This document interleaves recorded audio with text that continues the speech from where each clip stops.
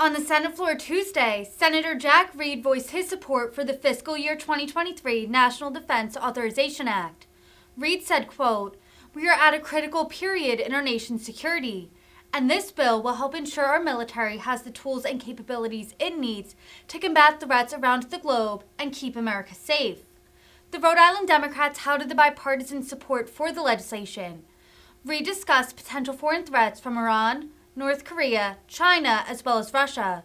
He vowed to continue aiding Ukraine and said they are, quote, "fighting our fight," as Vladimir Putin's war on the nation has raged on since February. To discuss the fiscal year 2023 National Defense Authorization Act. In a few minutes, I will bring up this bill, which the Armed Services Committee passed by a broad bipartisan vote of 23-3 in June. I am glad we have the opportunity to consider the NDAA on the Senate floor. We are at a critical period in our nation's security, and this bill will help ensure our military has the tools and capabilities it needs to combat threats around the globe and keep America safe.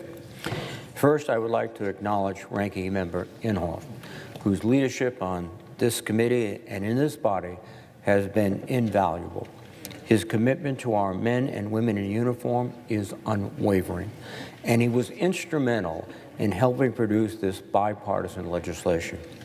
In honor of his well-earned retirement, I am pleased that the committee voted to name this year's bill the James N. Inhofe National Defense Authorization Act. As we discuss the NDAA, we must keep in mind that the United States is engaged in a long-term strategic competition with China and Russia. Beijing poses the primary potential threat to our national security as the only country in the world with the economic and technological capacity to mount a sustained challenge to our interests. And as we have seen with disturbing clarity, Putin has demonstrated his willingness to inflict violence and undermine the global order for his own benefit. The importance of U.S. support for the Ukrainian people cannot be overstated. They are fighting our fight, and we must aid them. Elsewhere, states like Iran and North Korea continue to push the boundaries of military brinksmanship, and issues like terrorism, climate change, and pandemics remain persistent threats. The interconnected nature of these problems must drive how we resource and transform our tools of national power. The passage of the fiscal year 23 National Defense Authorization Act will be a critical step towards meeting these complex challenges. Turning to the specifics of this year's defense bill, the NDAA authorizes $817 billion for the Department of Defense and $29 billion for national security programs within the Department of Energy. The bill contains a number of important provisions that I would like to briefly highlight. To begin, we have to ensure that the United States can outcompete, deter, and prevail against near-peer rivals. This NDAA confronts China and Russia by fully investing in the Pacific Deterrence Initiative, the European Deterrence Initiative, and Ukraine Security Assistance Initiative. As part of this effort, the bill increases the defense top-line authorization by $45 billion to address the effects of inflation and accelerated implementation of the National Defense Strategy. This top-line boost will accelerate the production of certain munitions and increase procurement of aircraft, naval vessels, armored vehicles, long-range fires, and other resources needed by the service and combatant commands. The committee has also included an authorization of $1 billion for the National Defense Stockpile to acquire strategic and critical minerals currently in shortfall. This will go a long way to help meet the defense, industrial, and essential civilian needs of the United States. We also include additional support for our industrial base to produce the munitions needed to backfill our stocks while also keeping supplies flowing to Ukraine and other European allies.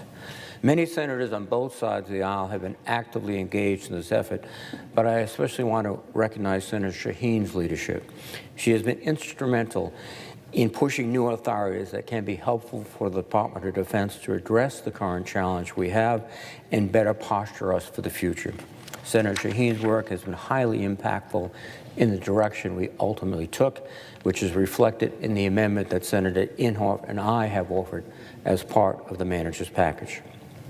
Relatedly, America's capacity for technological innovation has long given us the strongest economy and military on earth. But this advantage is not a given. It must be nurtured and maintained. To that end, this year's NDAA authorizes significant funding increases for cutting-edge technologies like microelectronics, hypersonic weapons, and low-cost unmanned aircraft. Similarly, it increases funding to support U.S. Cyber Command's hunt forward operations and artificial intelligence capabilities. And as we navigate threats of nuclear escalation from Russia and increasing capabilities from China, the NDAA enhances our deterrence by helping to modernize the U.S. nuclear triad. It also makes progress in ensuring the safety, security, and reliability of our nuclear stockpile, delivery systems, and infrastructure, increasing capacity in theater and homeland missile defense, and strengthening nonproliferation programs. Importantly, this year's NDAA provides a 4.6% pay raise for both service members and the Department of Defense civilian workforce. It also authorizes additional funding to ease the impacts of inflation on the force and provides resources to support recurring retention needs. When I introduce the fiscal year 23 NDAA, it will be a substitute to the House-passed NDAA.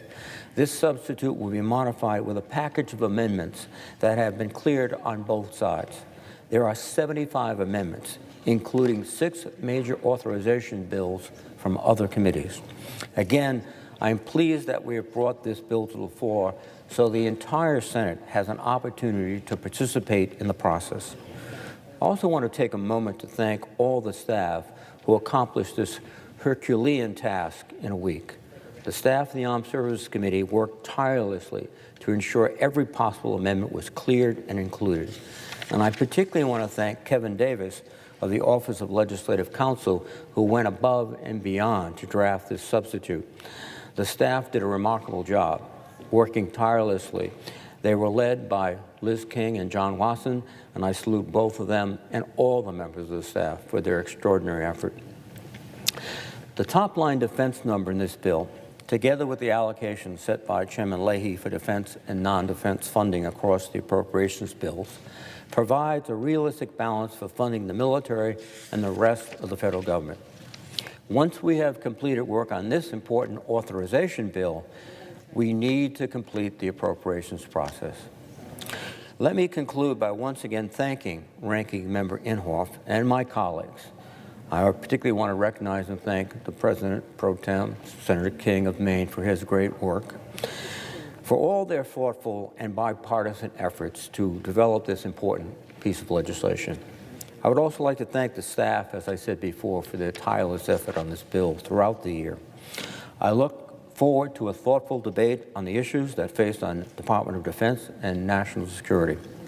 With that, Mr. President, I would yield the floor. I would retain the floor, Mr. President. Mr. President, I would suggest the absence of a quorum.